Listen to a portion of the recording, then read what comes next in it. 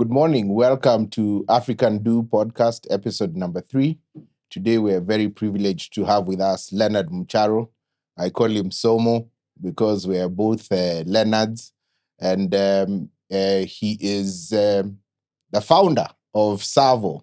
And Tsavo is a revolutionary real estate company. Many of you must have seen it in the market, in the Nairobi market. They are revolutionizing real estate, both as an investment and as a living space.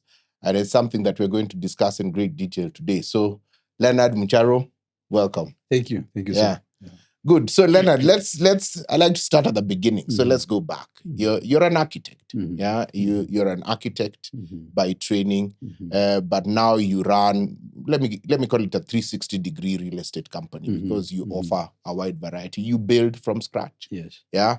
But you're also quite innovative in the way that you build. When people ask me about Tsavo, I like to give them the example of when we are younger because we are peers. Yes. And we moved out, first job out of home. A lot of us lived in SQs or servants' quarters. Yeah. And I remember we used to say, at that time, we weren't thinking that way. But when we grew up, we're like, I wish we could have been able to buy an SQ at that time. Yeah. You know, I would have dedicated my resources there. And acquired real estate early in my life. And at that time, we didn't have the assets to acquire of that nature. Exactly. But you kind of cracked it. So maybe walk us through that journey of transitioning from an architect who's drawing for me. I know we did a couple of projects together. Yes. To now someone who's seen this opportunity. How was that journey and how did it come to pass? Oh, wonderful. Thanks, Somo. I'm a passionate architect. I think I dedicated my life to that craft very, very, very deeply. Through school and after school, we did some pretty interesting work within the city. But I think it's a bit disheartening to be in a room where you think probably the sharpest guy in the room, probably, but definitely the most broke guy in the room. That's not a very nice thing. And I think very many professionals have experienced struggle with that. Yeah. But we kept pushing. For 10 years, I had my own company. I worked, finished, had my own architectural company. I think that's how we met. Yes. But I got to a place where I asked myself, does anybody wake up their wife in the middle of the night and tell her, baby, if we had more architecture in our lives would be much better? My answer was no. Like, we have this great craft. It's a wonderful thing called architecture, but people don't have architectural problems. People have financial problems, they have relationship problems, they have health problems. So I realize I am solving the wrong problem. It's a great tool, but it's not the solution. It's a great tool, but it's not the thing that people are looking after. So I said, what can I do to use this tool to solve real world problems? Okay. Yeah. Now, as it so happens, I have this hot wife. I have a hot chick for a wife. And she's sharp. Yes. So she's beautiful and she's sharp. Yes. So she's CPA, she's an economist, she's CFA. And she had been working in banks for a long time. So I'm here, I understand real estate. This girl understands money. And both of us are curious. So we got reading. Decided to just read. And then I think the idea just struck. And the idea came from, so first we said, let's get out.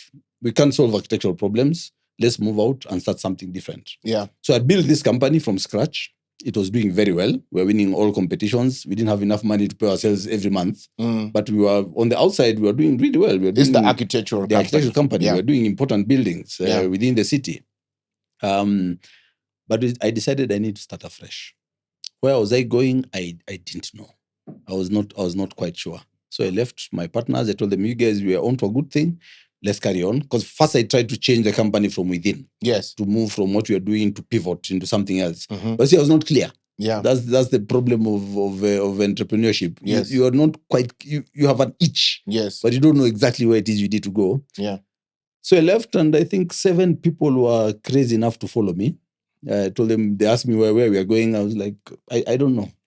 So we left this land of Egypt with its systems and plans and everything and went into a wilderness. Yeah. And for 18 months, we looked for ourselves. We tried and failed at seven or eight different business models. Yeah. But with every failure, we learned something. With every failure, we learned something. With every failure, we learned something. Then one day we were in a meeting. So I used to meet my people like every day. So my office was like, it was like a university classroom. Yeah. So it's teaching and meetings. We have no product. We have no business model. We have nothing. Yeah. We are just looking for ourselves. So one day somebody, Charo, you and your wife have been investing in small units. So with this very intelligent wife, we started investing in real estate when we were fairly young. Yes. And we got this little excuse. So we built 10 by 10, 10 feet by 10 feet, little rooms for university students. So the person said, you have that business and you're able to take these risks because your rent is sorted, because you don't have to worry about that. Why don't we start a business that allows other Kenyans to enjoy the same benefit? Boom. Yeah. After 18 months of getting lost and searching, the answer was always right in front of us. Right in front of you. Right in front of us. Yeah. So I said, okay, we're going to start this real estate investment company. So we pivot now from, because it was first Tsavo Architects. And somehow I had started a company called Tsavo City. It was registered, it had never done anything. A year before Tsavo Architects. Okay. Yeah, so we said, okay, we have Tsavo City. Why don't we just start Tsavo City and start? And that's how we got into this space. So the first project we did, we have no name.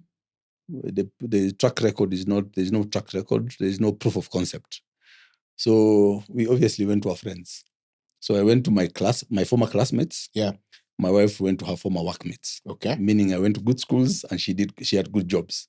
I couldn't go to my former workmates, the university lecturers and architects, they were broke, like I was. So these guys invested in us. They invested in us because they knew us intimately. Yes. So somebody you've been with in school since the 80s. Yeah. Somebody my wife has worked with for 10 years. So these are the people who first invested with us. And then they told their friends. We went to the next projects. Their friends told their friends. Until now, the movement was born. So walk me through that first project. What was it? And what were you asking your friends and workmates, former work colleagues? What were you inviting them to invest into? Okay, so I keep referring to my wife because I think our story is so intimately related to the story of Tsavo. Yes. So when my wife and I met, we met in the university. Yes. We were told that the university is a branch office of the marriage. If marriages are made in heaven, University of Nairobi is a branch office. I sort of took that literally. Okay. Yeah. So we met when both our families were really, really low financially. Yeah. My dad was a senior civil servant. Yes. He retired early for reasons I might not want to go into. My wife's dad was a businessman who died early. Okay. So we met about 8 years after the mzee had passed, and about 5 years after my dad had retired. And both of those eventualities, retirement or death, brings a lot of havoc to the family. So we started talking about money very, very early.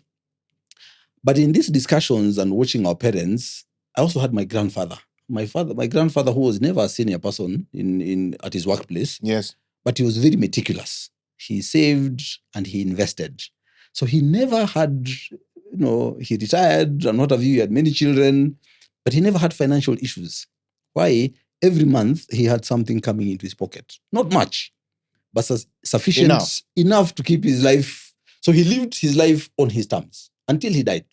He didn't bow down to his children or to any pressure. So we really desired that.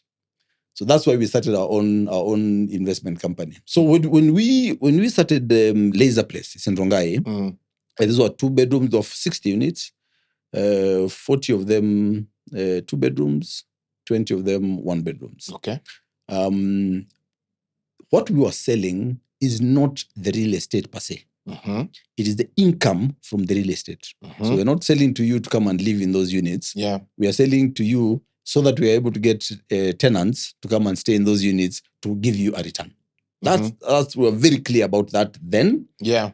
And it is still the same story today. because You're that selling story, financial we are independence. selling financial independence. Yeah, because see, when we realize that nobody has architectural problems, we said everybody wants to be financially secure. Whether you're rich, whether you're poor, whether you're young, old, employed, unemployed, it didn't matter. Mhm. You want financial security. And that's what we grabbed on. So we started the first project. And people keep asking me, so who is the first question inevitably is who is financing you? Yeah. Second question, inevitably, who is your contractor? Yeah. But we realized those are the two people we didn't want in our system. Okay. Yeah, we didn't want financiers in our system because a financier is a middleman. There's the person with the solution, there's the person with the need, then this person comes to come and bridge that. Yeah. But I said, what if we went directly? So we don't call them customers, we call them investors. What if I went directly to the investor? You give me your 3 million bob, you give me your 2 million bob, and you give me your 2 million bob, everybody gives me their bit, I put this thing together, boom, I have 100 million. I can do that. And what did we give in return? I think the biggest thing we gave in return was our name. So people invested in credibility. Yes. Yeah. So we felt if we went the route of getting financing, then build and then sell, we can't. I mean, The model doesn't work. the model will not work that way. I'm not a deal maker. Mhm. I was not very well connected. I don't own suits. So if I walked into a bank like this, they would look at me like I'm out of my mind.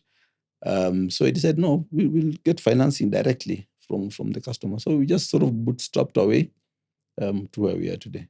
Yeah. So I'd like to touch on that lack of a financier bit because I think it's uncommon in this market and very few people build with that model. Yes. But I think you have, I think I can say with a lot of confidence that you have now hit your stride. In the sense that you have a brand that's visible, the trust element has evolved to beyond you. I have a lot of people who I refer to your to invest in your units who don't know you, don't get to meet you, but you have built this ecosystem. But I want to touch a bit around the banks, yeah, and what is it around our financing ecosystem that didn't appeal to you, such that maybe when you are 60 units, Laser Place, which was your first project, and your projects have gone systematically increasing in size. I think now you there are sometimes some projects come out at 600 plus units. Exactly. So what is it that made you say that I don't want these guys in my business because they make the model not work, which is uncommon because most of us start thinking about, okay, where will I get the money? Can I start talking to the banks? And the banks maybe could ignore you once upon a time. And there's this guy doing a 60 unit project in Ongata Rongai. But now you really do stand out. And I think banks and financiers are scratching their heads, wondering how did this one slip past us? Because this guy is now doing, you have what, 6, 7 projects live at any given time? Like now we have 9 on site, 12 completed. 9 on site, 12 completed. So soon, when those projects, 9 are completed, you'll be at 21 projects. Yes. And now you average about maybe 500 plus units per project. Yes, exactly. So those are some big numbers. Those are some big numbers you're talking about. So tell me a bit about our financing ecosystem and why it didn't appeal to you. Okay, I think I get a lot of my inspiration from reading. Yes, and the Bible is one of my places I go to for principles. Okay, several times in the Bible, the guy concerned is asked by God, "What do you have?" Yeah, we have 5,000 hungry people.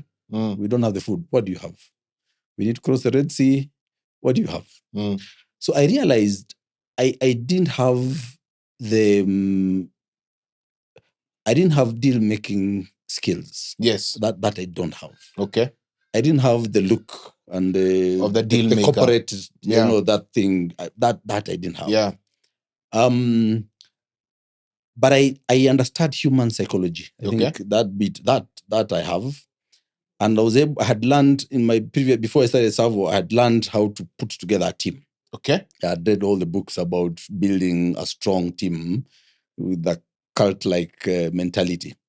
So I realized this thing is good. Then I had learned strategy, not the how to make strategy. I had never done anything corporate, Yes. but I'd learned how to create strategy from scratch. Yes. So I realized instead of doing what other people are doing and doing it better, that will not take you anywhere. Is you sort of have to take whatever exists and dismantle it. Mhm. So what do you eliminate? Mm. So I think for us, that's the first thing we did. We realized the most expensive thing in real estate is financing. Okay. That is the most expensive thing on several levels, not just interest. The biggest is that it makes you arrogant. Mhm. You have a loan of 100 million. You don't have capacity to handle 100 million, but you think because you You've have got it, the loan. yeah, you have it, you think you can do it. I said, no. So I have to avoid that. I think because I also know I think just understanding yourself. The founder's DNA is so important because then you infuse who you are into the organization. Yeah. So I realized, okay, that arrogance, we can't afford it. We can't afford the interest. And then if I'm getting financing, it means inevitably I have two customers. Yeah. There's the bank who I have to please. Yes. There's the customer who I'm building for who I have to please. Mm. Then, of course, I have to add the workers and the guys on site and KRA, and it's too many people. So I wanted to really eliminate. Simplify. So I realized, why am I going to the banks to get money? Okay? And if I go to the banks to get money, I need collateral, which I did not You don't have. Yeah. But I can also get money from my customers. And there, the only collateral they're asking for is my name, which is, So again, the Bible says a good name is worth more than gold. I used to think that's metaphorical. But for me, it's real. It's actually my name is in the company. Lose the company money, we can talk. Yeah. Cost us a name. We have we have a problem. Yeah. So I think for us, just realizing that this thing is expensive at several levels. And then I'll be charged interest. I'll go through all the hustle. I have to take all that cost and pass it on to my customer. Then my model would sort of not crash. Yeah. So if I go directly to these guys, I'll get the financing I require. All I need to convince them is I can sell you, and then I build later. That's all I needed to do, and that's the trickiest bit. Yeah. And because there's a strong trust element there. It's so huge. Yeah, unfortunately, people have taken advantage of it. Unfortunately, in the market. In the market, people have taken advantage of that. But we decided we're here for the long game, as long as we keep that trust. And that's why so now, 21 projects later, over 9,000 units sold to the market. That's over 4,000 something investors. People have just built on the same thing. Let's go into the Tsavo. Let's go into Tsavo. Yes. And speak about what Tsavo, the product is, that you have invited both the investors. But you have the investors on one hand who buy the units, but you also have the lived experience in a Tsavo. Yes. And from it comes through when you walk into a Tsavo, your passion for architecture, because there are some architectural principles. The spaces may be small, but they are well thought out. Exactly. What has been the reaction of the market to that product? And what do you see its future becoming? Okay. Because, and when I'm speaking to that, I'm speaking to when a Tsavo comes into an area, it commands a rental income that is slightly above the same size units or larger in the same area. Exactly. So there are some things that you have seen and there are some things that you have addressed in your architecture, which are quite interesting for me because same location, slightly different execution and branding, commanding a higher rental return. So walk us through that and what's the thinking within the Tsavo organization around that? Okay. So once we realize that our customers are looking for financial security, you need a vehicle. Yes. Financial security can't just be an idea. You have to have a product. So the product was affordable investment. So we knew that affordability was critical. Yeah. But also people needed access to financing. So financial security, affordable investments, accessible financing. These are the three problems, and they sort of go together. They work hand in hand, yeah. Exactly. We had to solve these problems. So for us, financial security is I realized is first of all in the mind. We were told to so many vijana muongeze bidii, mwisho wa kusoma mtapata kazi nzuri sana. Yes. Nobody told us what to do after kupata kazi nzuri sana. Yeah. So we had to teach. So I moved now into a teaching mode of telling guys, look, you don't have to have a good life when you're young and then have a miserable life when you're older. Yeah. You can actually be financially independent and you don't have to have the millions. And the affordable investments were these apartments. So we started with the 2 bedrooms and the 1 bedrooms. Then we realized the people buying were our age mates and older. So these are people in their 40s and 50s. Yes. We realized wrong market. Yeah, those are the guys who have the most money, yes, but how many are we? Yes. If we can't get the 30-year-old to buy, we are lost. So then we now moved smaller to the studio. Now our second project now went to the studio and a 5-year payment plan. That's when we cracked it. We sold our second project 100 units between the 2 elections of 2013. No, 2017. Yes. There was an election in August and an election in and then the rerun. Yeah, exactly. Yes. So we sold everything in that window. We're like, what? That's like a 2-month window. Yeah, 2 months and change. Yeah. The year before we had sold, I think, 22 units. And we thought we had done well. Yes. We sold 100 units. So we realized, so there we gave now the financial independence. Our teaching was strong and very strong on social media. Affordable investments, small units, accessible financing, payment plan. Yes. Don't go to borrow. You just pay. So that trinity of solutions sorted us out on the buying side. Yeah. And to date, that's what we are doing. The only thing we did was remove deposit. Because we realized at the beginning, we need a deposit of maybe 600K, 300K. We realized not everybody has that. To start with. Yeah, but so it's a barrier. So we brought it down to an M-Pesa transaction, 35K a month. That's money people spend on a Friday night. That's money people spend on a weekend, So people just transfer that. And people are able to invest without changing their lifestyles. Yes. Yeah, they just do a little adjustment here and there. Yeah. And they're able to invest fairly easily. And buy the units. Exactly. But now the story doesn't end with you buying an apartment or with us completing the apartment. That's easy to do. Yeah. Yeah. The story ends with you getting an income every month into your pocket. So who are we building for? Okay. Yeah. So again, a little statistics. Kenya National Bureau of Statistics has all the information you need. Yeah. Then we realize the age group between 19 and 30. Yes. I think that's like 11 years. Huge. Yeah. Yes. So we decided we will not do affordable housing per se. Because affordable housing means I get you and I, the 50-year-olds, who have little money to give them a solution, a housing solution. We decided that's not where we're going. We are going into a lifestyle solution. Okay. For these young people. Yes. Right? So we get the highest earning of the youngest lot. Okay. So first time job, second time. So among your peers, you are the one who's paid the most. But you can't, so you work in a place like this, Riverside Drive. Yes. With your boss. He drives his big car, you drive your little car. He has his iPhone, you have your Techno. You see, but both of you have something. Yes.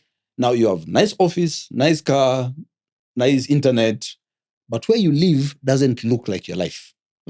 So we sort of wanted to merge my lifestyle, my house, my phone, my little car, my Instagram, my selfies. We wanted them to be the same. Yeah. So that's why we now target this complete cycle of your lifestyle. Exactly. Because you had a good job, then you're living in an SQ. Where it might be a good neighborhood, you have no control because it's not your house. Yes. If your landlord decides beyond 10, you're not coming in, or you can't invite 5 friends because you'll make noise for his 2-year-old daughter. True. But now we have this product that's in a good location. It's well designed. Again, you talk about the spaces are small. We have to look at this guy and ask, what do they require? So if I have 15 friends over, or 20 or 50 friends over, we go to the roof. I've given you a whole quarter acre of space.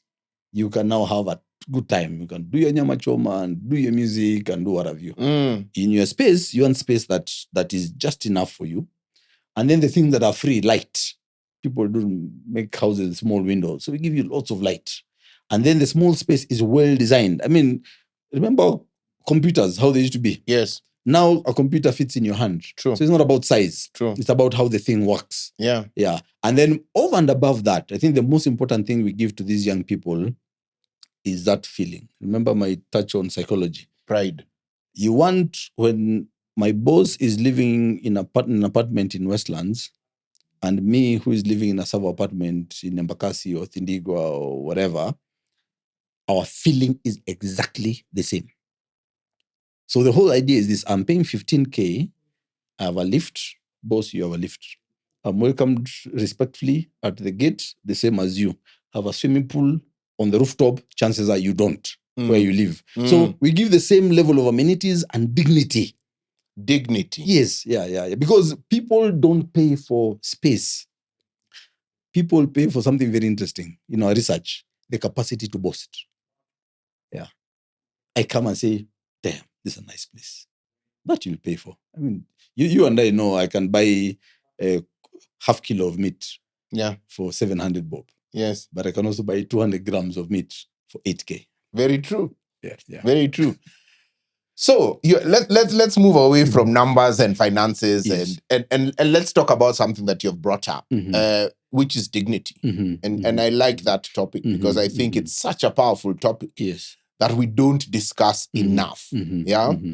And in episode 2, the guest that we had actually said something that she said that really I've been reflecting on since we did that interview. And she said that we need to love ourselves more. That part of the challenge with the African experience is a lack of love for ourselves. Yes. And it's very interesting that you bring out dignity in where people live. Yes. Because I think you are then creating a different kind of Kenyan or a different kind of African. When this person lives in this space and has this confidence about his environment that he lives in, what does he then go on to do? You know, does that extend into the city? You know, does that extend to what he demands of leadership? Does that extend? So I know that working for Tsavo, and you're very passionate. You said earlier that you're very good at building teams.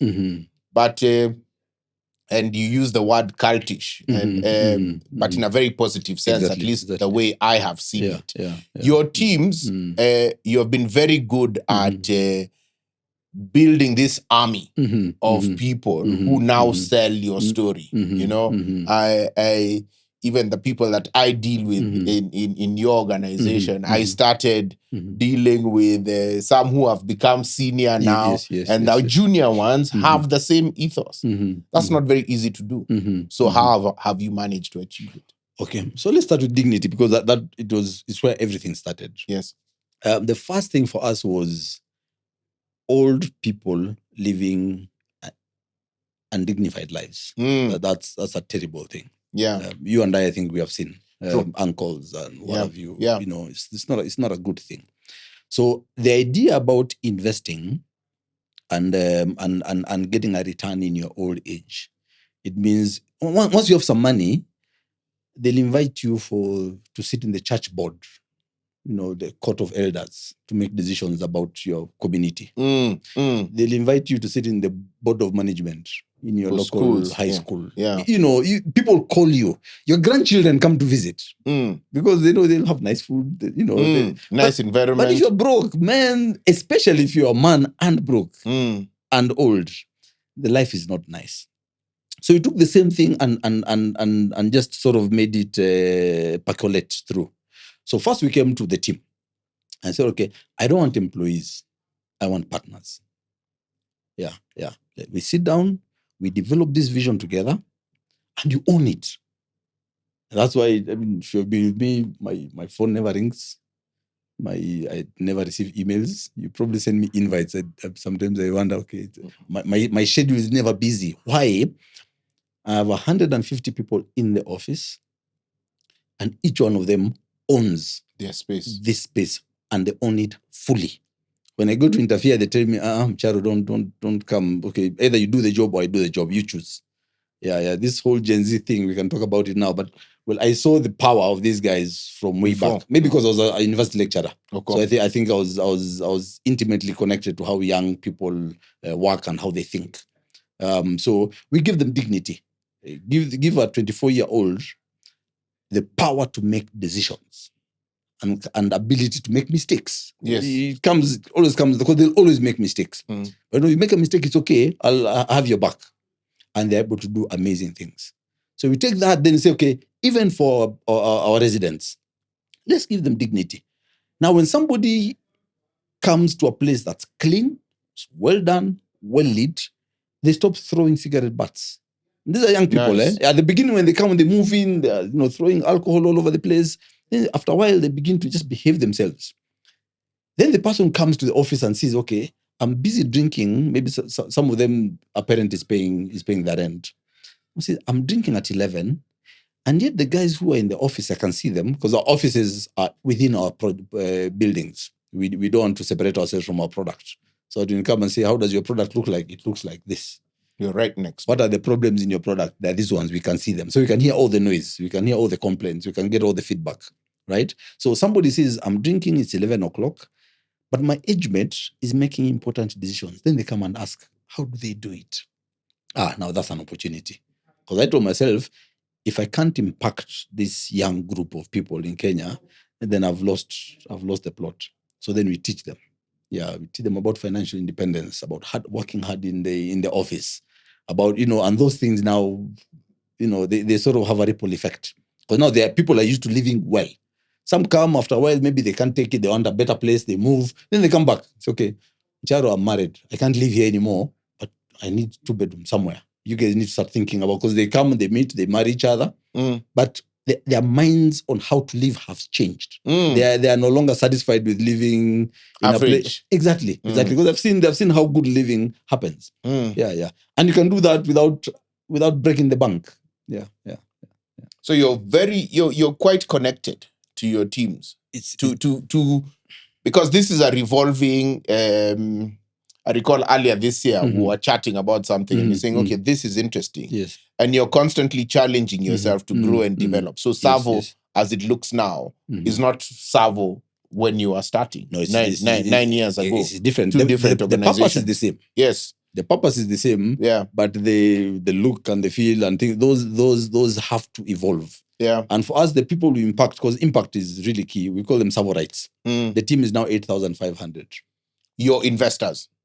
Everyone, every Tsavorite. Okay. So these are 150 in the office, 350 that we are educating. Okay. So when you get some profit, you don't just, again, some people, you can make them be financial independent in 5 years, others in 20, others require a whole generation. Yes, so your philanthropy thing that you do. Yeah. Exactly. We have about 1,300 on sites. So people who build our buildings and take care of them, when the ones that are done repair and maintenance and cleaning and what have you, 1,300 of them. That's very close to me. 4,000 investors, 3,000 residents. Wow. So 8,500 people who every month either pay something to Tsavo or earn something from Tsavo, or ideally both. Wow. Yeah. Now, let's, Ebu, you have brought in Watu wa Mjengo. Let's go there a bit. Yeah. Because you build at scale. Yes, I think I can now say that you build at scale. Yes. And I've become a big convert on narratives. I'm very cautious about narratives because I think narratives are used to sometimes exploit, extract, or take advantage of. So you've taken a group of people, sadly to say that, don't have a very good reputation. Yes. Everyone's saying, Watu wa Mjengo, you have to be careful, they'll do this, you'll not end up. Yet, you've cracked it. You're now building at scale, with, I would say, 100% local teams, You are very innovative in your local solutions, like you rightly say at the beginning, capital was an issue. You cracked that. Yes. But you've also cracked how to build. So maybe tell us a bit about your teams that you have all the way from the when you acquire a site, Mhm. you break ground, you Mhm. come, you Mhm. build till Yeah, your 600 yeah. and odd units are finished and ready for occupation. Okay. If I forget the last part, you'll remind me. Yeah. But let's start with this mtu wa mjengo. You and I, we went to school in Nairobi, Mhm. to, I don't know, national schools, university. Yes. Sometimes you become blind Yes. to the face of Kenya. Mhm. Yeah. This guy, this Kenyan, Yes. wakes up in the morning and goes to a site. Pata potea. I might get a job today, I might not. Mhm. Now, can you imagine we have created a system for those guys where some of them for 5, 6, 7 years have never lacked a weekly wage? Yeah. Now, that might not be a big deal for you and I. Yeah. But for these guys, that's a really, really big deal. Mm. Yeah. Knowing that as long as I'm good at what I do, Yes. whether I'm a lady, I'm a man, we have a lot of women who are doing this work. I'm a lady, I'm a man, and I'm doing my job, whether I'm pushing the wheelbarrow or I'm a mason or whatever it is I'm doing there, I will not lack a job. Year in, year out. Even during COVID, when you closed our sites, we actually used to buy these guys food every week for I think 3, 4, 5 weeks. Yeah, before we reopened our sites. So just making sure that these guys are well taken care of. Now, that's a strong message. They hear it. When they come, do they have their bad manners? Yeah, of course we do. Of course, for the higher people, we sanitize it. For the low ones, we call it theft. As you go higher in society, that the same manners is just you steal at scale and they sanitize it and give it other names. Yeah.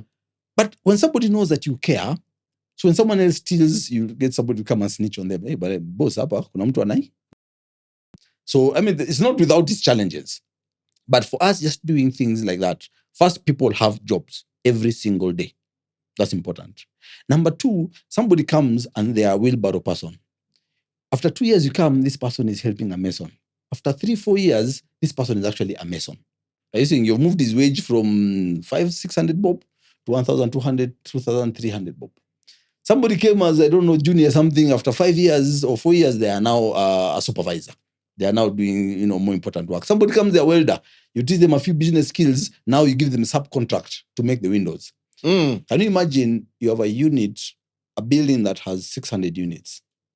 That's about 1,000 windows or 1,200 windows and 1,000 doors. And this person has done it. And they used to come walking. Now they have their boda, they have their motorbike, kidogo. The guy comes, he has a car. And he knows, I have grown here. I came here as a boy. I came here as a young girl. Man. Now look at me. Yeah.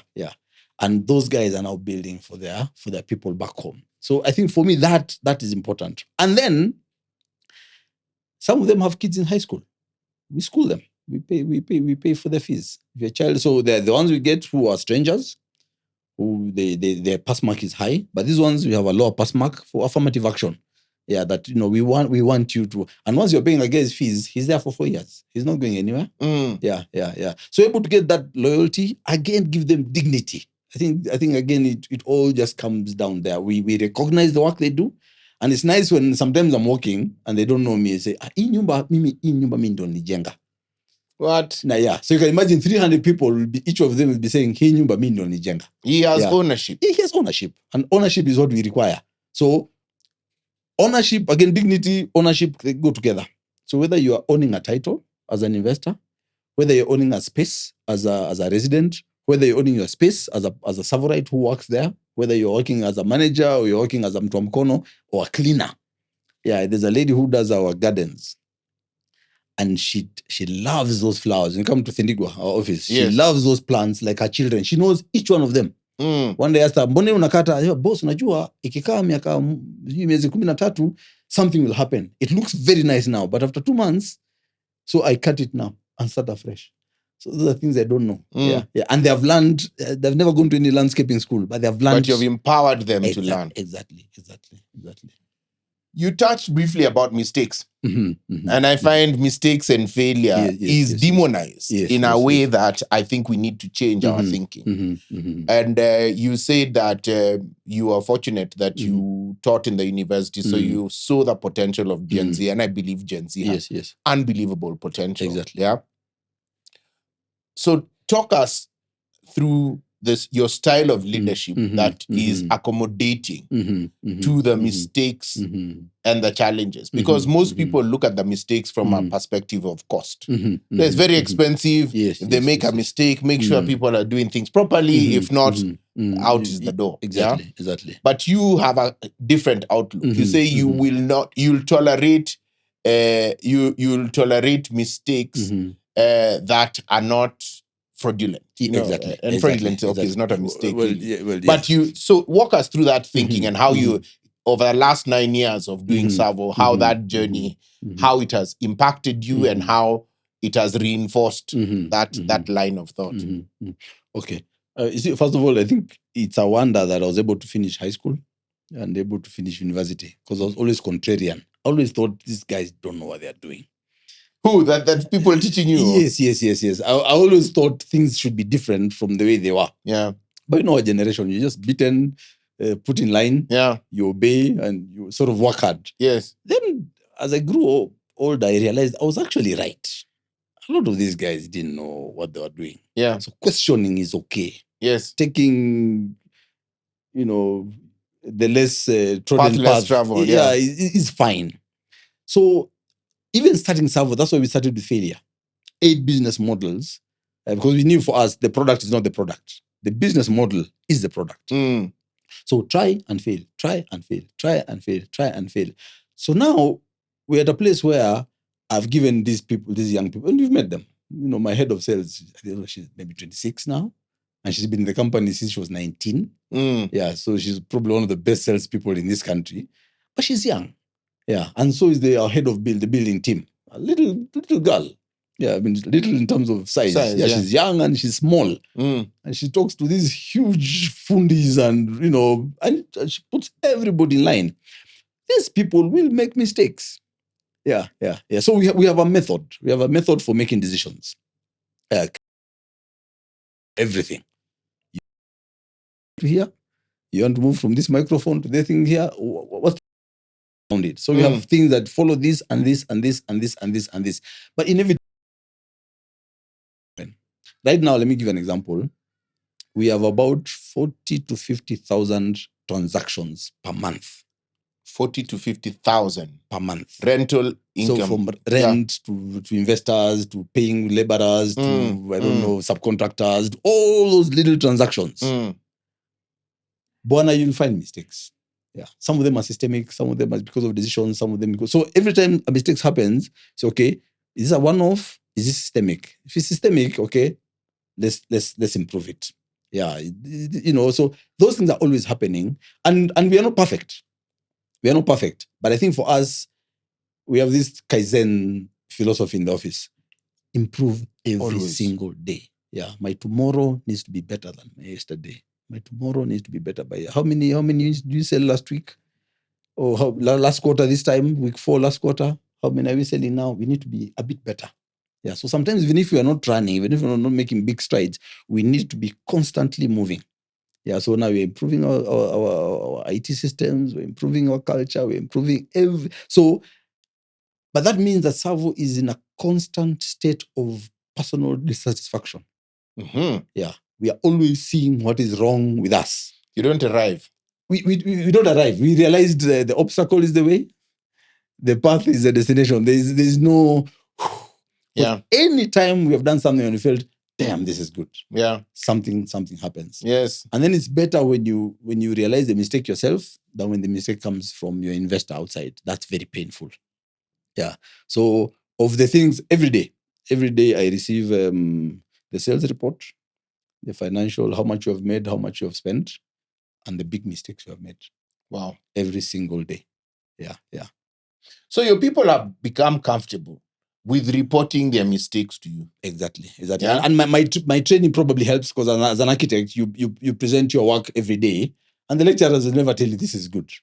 They just see the mistake. So we have sort of inculcated that. At the beginning, it's hard. So for new people, it's very difficult. But you take them through Savonization, indoctrination. After a while, then they get it. They understand the philosophy behind it. Exactly.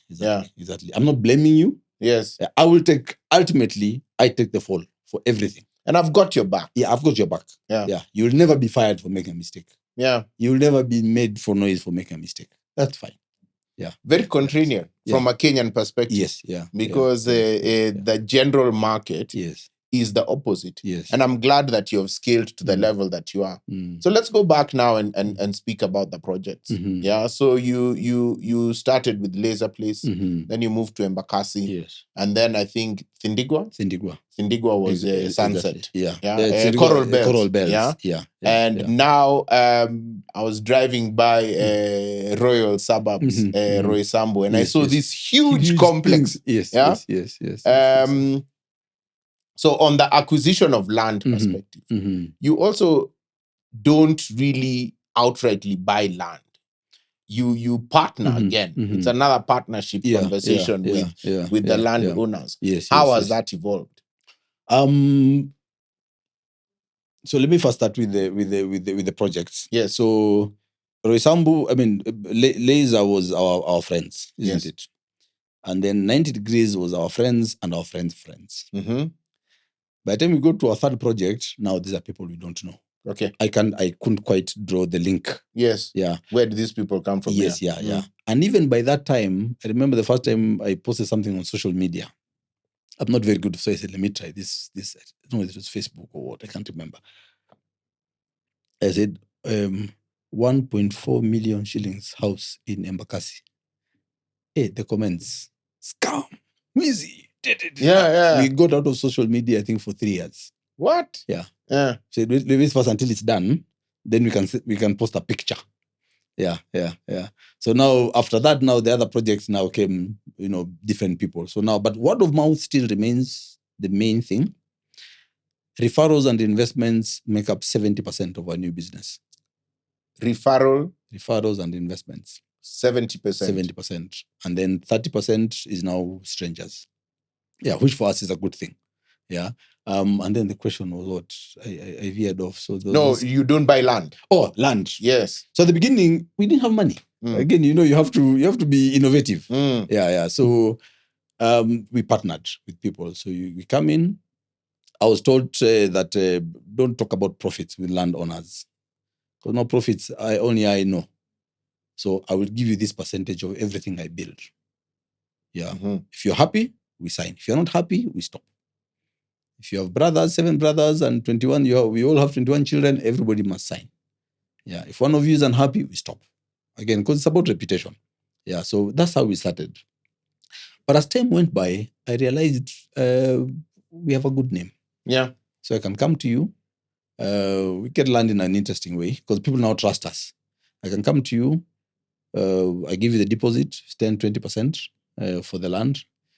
Then you agree that the balance within 90 days. Then I ask you only for 2 things. Allow me to submit the drawings to the council. Allow me to market them as we are waiting for these 90 days to elapse.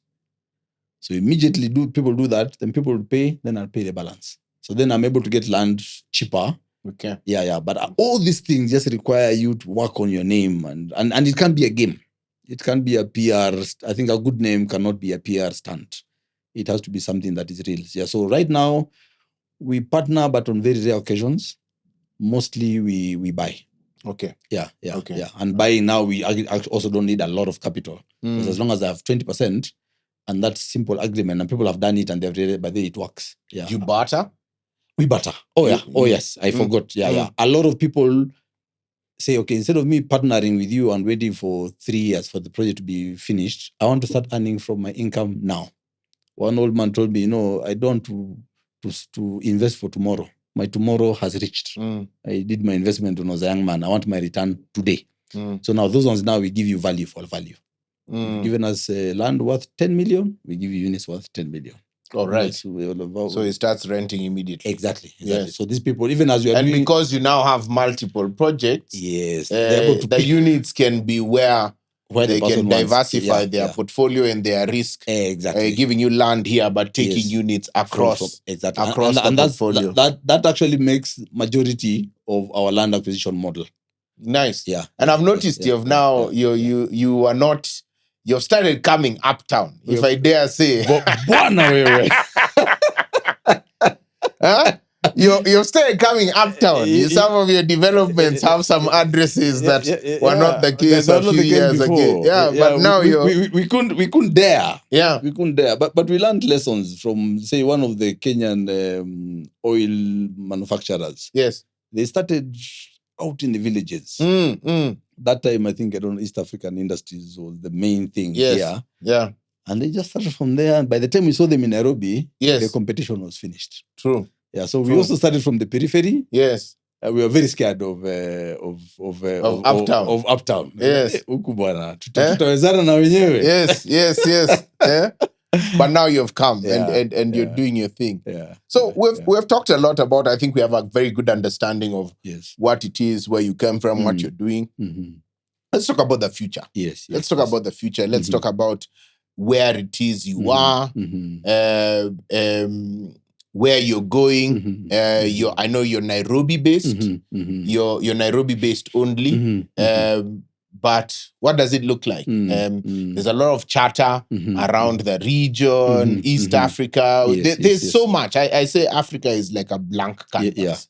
So where are we now? What are we looking at? Okay.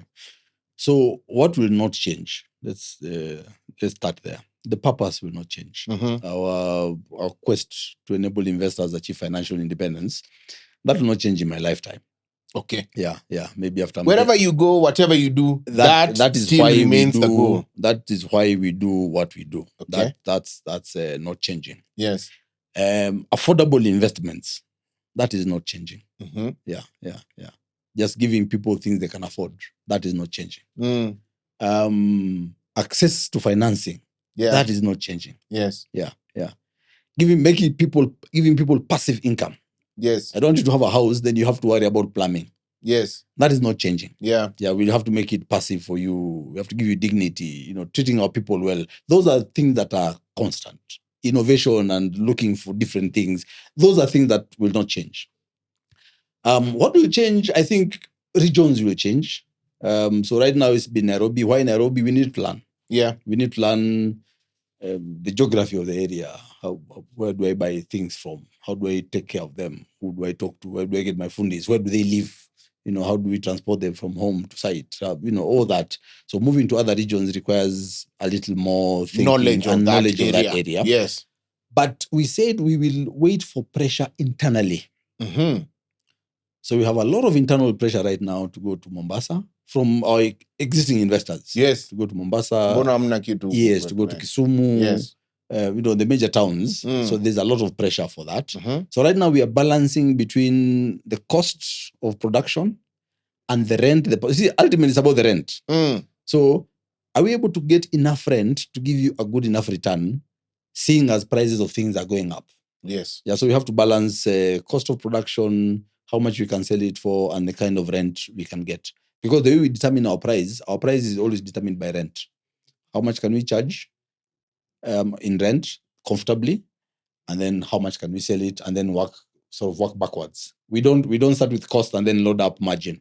Yeah. We start with investor returns, and investor returns come from rent. And then work backwards. Yeah. So that method determines where we can get land. So even the decision to come into town was purely a financial decision in terms of what returns we're able to give and produce a product that we are able to produce effectively. So hopefully we will get to other towns within. But also capital cities are important. Because when you're talking about Nairobi or Kigali or Kampala or Dar, you're talking about the country.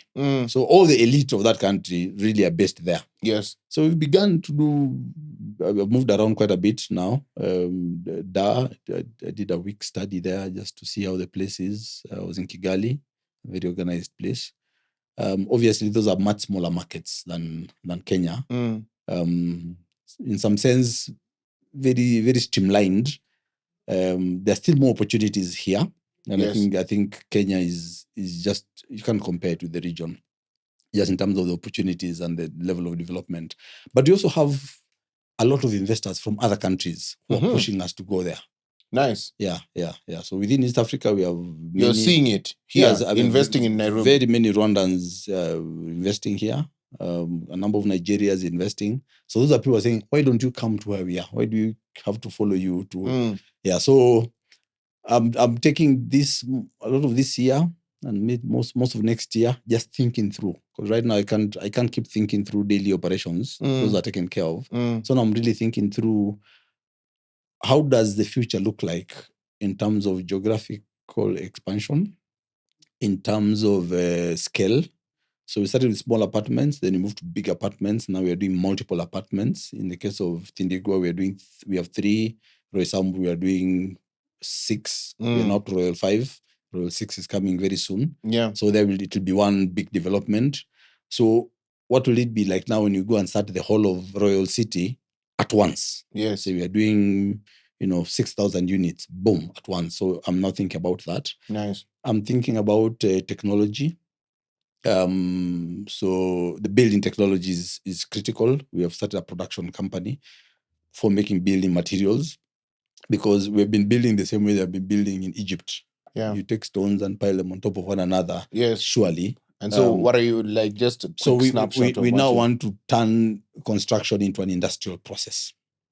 Yeah, so we are now making wall panels. Nice. From wall panels. Internal wall panels. Internal wall panels. Yeah. From there, we want to make beams and slabs and all structures, everything done, so that our sites become assembly sites, not construction sites. Nice. Yeah, that's still a long way off, but we have started. You've started the journey. Yeah. Great. Mcharo, as usual, very interesting conversation when we sit down to talk, but I'd like to touch, I think my big take home overarchingly is just the power of dignity and how dignifying lives can be a profitable venture. Yes. But let's talk a bit about your philanthropy, and I'll give you a chance as a parting shot to just speak about what you do, something that I admire greatly. I know you're from Taita. Is it Taita or Tabeta? Yes. From Taita. And you do have a scholarship program that you run there that's impacting lives. And maybe you can tell us a bit about that. Okay. Yeah. Now, those come and say, I went to Alliance. Yeah. I didn't go there. I went to study here. You went to study, okay. Yeah. And I saw how one life educated can change the trajectory of a family. Yeah, because my classmates, most of them they came from poor backgrounds, but they're doing big things across the world. Yeah, doctors, engineers, name it. So for me, I always knew it's touch one life, and you've touched their parents and their children. I mean, the whole thing is changed. So right now, we last year, I think the last intake we had was 200 students that we took in like at once. No, 160. 160 we took at once. And the way we do it is, if you have worked with Tsavo for 3 years, you have a right to get children from where you come from. Okay. Yeah. So if you grew up in Kibera, that's your shags. If you grew up in Kinangop, you get kids from there. Because I too bring kids from my shags. So I want everybody, dignity. I want my people to have a name. When you go back home, say, yule ndio mzee anasomeshaga hawa watoto. Yeah. So we have a lot of kids from all over the country, but where Tsavorites come from. Yeah. So then the school, the company gives you that right to pick these kids, and we educate them, we pay their fees, you help in mentoring them. Yeah, so a majority of them obviously are from home. That's where I come from. And we meet them and we mentor them. So we have a few who are already working. There's one who was having a trouble picking between KQ and the World Bank and a scholarship to Canada. Wow. Like, Chief, you have deep problems. Those are good problems to have. Yeah, we have a couple in the university now, but majority in high school. Yeah. We have 25 who are doing their Form 4 now. Next year, we'll have 75. The year after, we have about 110. And then the ones who are in Form 1 are 160. Excellent. Yeah. So that is something that is now my thing for the future. Excellent. Yeah. No, Leonard, thank you very much. I mean, a very, very inspiring story. But what I like about the story is that it's not the end of the story, it's the beginning. It's the beginning of the and the story. story keeps on evolving. Yes, yes. So long may Tsavo last, and long may it continue to have this immense impact that it's having on the society, on dignifying the African experience. It's something that really, really hits home with me. Dignity.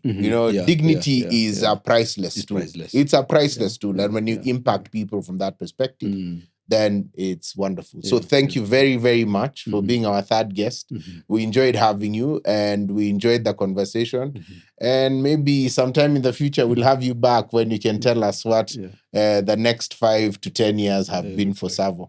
So I don't know if you have any parting words, something I think for me, I think Africans can do it. Yeah. You've been my inspiration for many years since I was running the architectural company. Yeah. And I think you always kept pushing it. So whether it's those who know how to make deals, those who know how to source for capital, those who are tinkerers like myself, those who know how to build teams, I think we can do it. Yes. Yeah. Because I've built a thing that done by Kenyans, for Kenyans, funded by Kenyans. Excellent. Consumed by Kenyans, and now outsiders. So we are getting an external market to our local product. For me, I think it's something that is wonderful. Yeah. Excellent. Yeah. Check them out. If you have a chance, tsavo.ke. Is the handle on the website, and they're on all socials now. After that initial social media hiatus, they came back in full force. So you find them on Instagram, you'll find them on Facebook, you'll find them on TikTok, you'll find them on a whole host of social media platforms.